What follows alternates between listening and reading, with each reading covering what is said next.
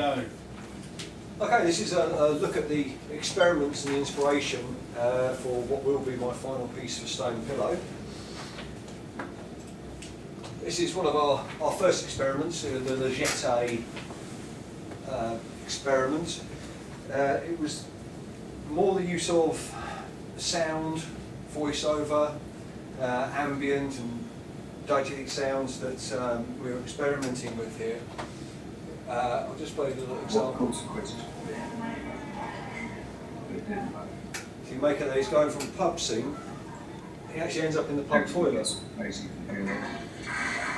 What I did, I took the original pub audio, and because you were in a slightly separate room, you could still just about hear it in the background. But then I added that Foley in the form of the toilet flush. So although it wasn't on the original sound effect, I added that because obviously it makes it feel like you're actually there. Unfortunately, I had a poor experience with this one. The voiceover recording itself was done on an awful microphone at home. I virtually had to shout into it, which wasn't good. I had to actually create my own little pop shield, homemade pop shield, to stop that from cracking and popping too much. Then had to run the voiceover through various sound softwares to try and get it to sound half decent. I should have really used the proper MP3 recorder.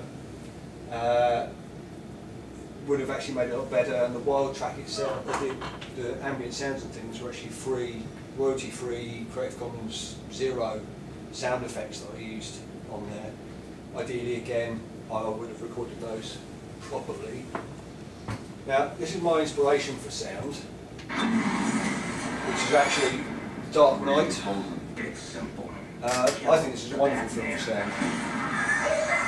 It's constant, and it follows the feel of the film as it goes through. It's really dark and in your face, which is what the film is the whole way through. Obviously, when it comes to mine, I don't think there's going to be a huge amount of actual sort of ambient sound. I will be recording the wild track as we go. Probably a cardioid mic to try and capture everything that's going on around. Obviously, making sure that the levels are correct when recording. The next one. This is our use of light experiment. Now, this was interesting because it was us working with actors for the first time. The whole scene was actually improvised very quickly beforehand, obviously. We had some issues with continuity with the words that were actually being said. But the focus of the experiment was actually the use of light. And I actually think we've done it quite nicely. It's one of those, if we'd overused light, it would have made the whole thing look very flat and not 3D. We've actually got two red headlights set up there. It was three. It was three red headlights actually set up there on that point. Normally using three lights, you would sort of have a key light, a fill light and a backlight to try and balance out and keep that sort of 3D feel. The other thing that's very clear when doing things like this is setting your white balance. Nice auto setting on the camera to set the white balance to get the best, most accurate colour of what you're filming. For use of light, this is a how not to use light situation. Unfortunately, we had a slight error on this one. Wasn't good for what we were filming at the time, in which we had the iris unfortunately wide open and overexposed the whole film, or the whole day's shooting, should I say. Could have been useful for something else, but in this instance it wasn't good. Obviously checking settings, things like the iris, the shutter speed, the ISO, just to make sure you get the right image to start with. Now, inspiration wise, I think the use of light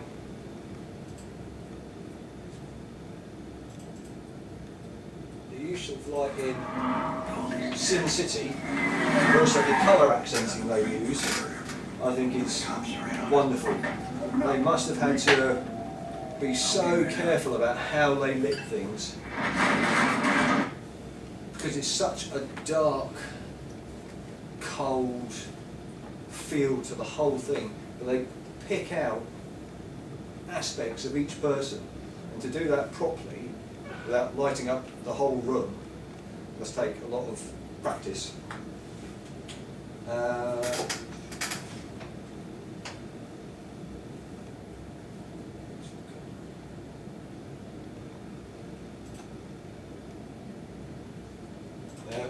During our single camera production, the Homeless Suicide, we had a chance to experiment with a lot of really interesting camera angles and different techniques.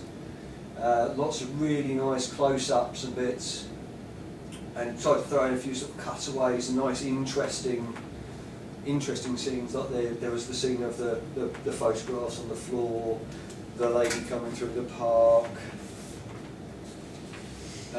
Lots of pans and tilts we tried as well when we were at that. One of the biggest ones was setting establishing shots. Certainly as it came into the park, there was a really nice sweeping shot to establish where he was, and then another one as he's coming up to the bridge and going up and over.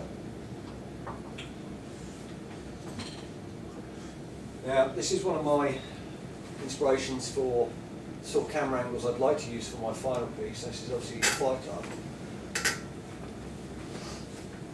It is a bit gory, I'm afraid, but what it uses quite nicely is the point of view shot, and it's really right on the ground point of view shot.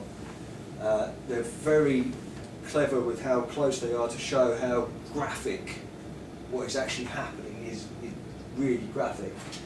I will be using these sorts of shots within my piece to show to be a character lying in the doorway, and you'll see a point of view shot virtually from on the ground of watching people go by. Actually, they're really nice. Tarantino has got a wonderful trunk shot. My God, does he love this, because it's in about 3 different films. Well, I think it's just different. I'd really like to use something like this. I actually thought about trying to do a begging cup cam to show the money going into the begging cup. It's just sort of the use of extreme close-ups as well that I just really like. Now, this was an example of our stop motion experiment. This was our external one. Now, we had to choose our location very well, because we wanted to minimise the amount of changes in light throughout. Now we set up the DSLR on a tripod to keep that continuity there, all manual settings, because we wanted to keep the settings the same. We didn't want the camera to be adjusting bits and pieces as we went, and it was quite nice because once we got back and in post-production we could stick it through Photoshop, do a batch conversion, do some tweaking, and it would tweak the whole lot, and there I've actually darkened the whole thing down. It's actually something I'd like to use in a flashback, and this is an example of, it's actually a music video. It's a really nice example of the pixelation style stop motion. She can't stay, she's landed in the wrong place, wrong place. Careful where your love grows, 'cause she'll change everything you know. And you're very I really like that. I think using that sort of pixelation effect within a flashback, you can actually help to show a really quick passage of time. The other thing I want to try and bring into the flashbacks is, because I'm going to try and film the whole thing in a Sin City dark black style with the colour accent, I want to really change how the flashbacks appear. So I'll probably sort of change the hue. So there'll still be a black and white image, but I'll change the hue up and maybe a blue or a red colour. I haven't quite decided yet, because it'll be quite a previous abuse sort of flashback, possibly red for anger and violence, I think.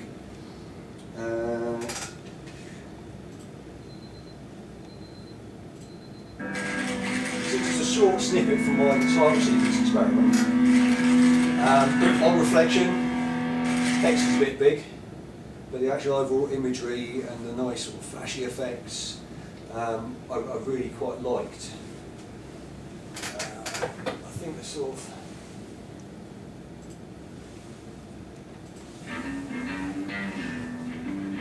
this is more the sort of text size that I'm going for really. I quite like the weirdness of the intro bits and pieces, but I think from my experiment the jumpy scratchiness could work well on the flashback as well, maybe. I don't think it would work anywhere else in my production.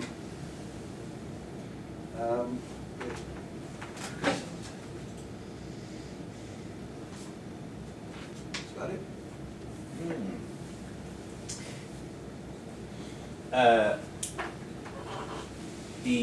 The final production. Yep. It wasn't really clear the kind of story. It is. If you will just go over that quickly. Yeah, Holmes' character. We have, because I'm going to use the Sin City style, the darkness, right, the colour accenting. You're going to start off following through the day. There's going to be colour accenting on maybe the sleeping bags, bits and pieces like that. There's going to be a scene of a kind stranger putting some money into the begging cup. In the Sin City style, the kindness will be lit up, the coloured. Everybody else that's annoying around still black and white. The youth is then going to come in and sort of snatch that glimmer of hope away, steal the cup and run off.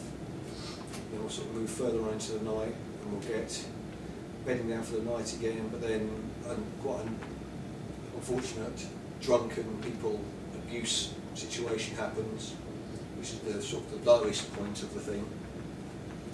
And then we'll sort of follow on through to the next day when we'll find our Holmes character taking shelter somewhere and sort of the stone player work at help in finding and just finishing on a glimmer of hope.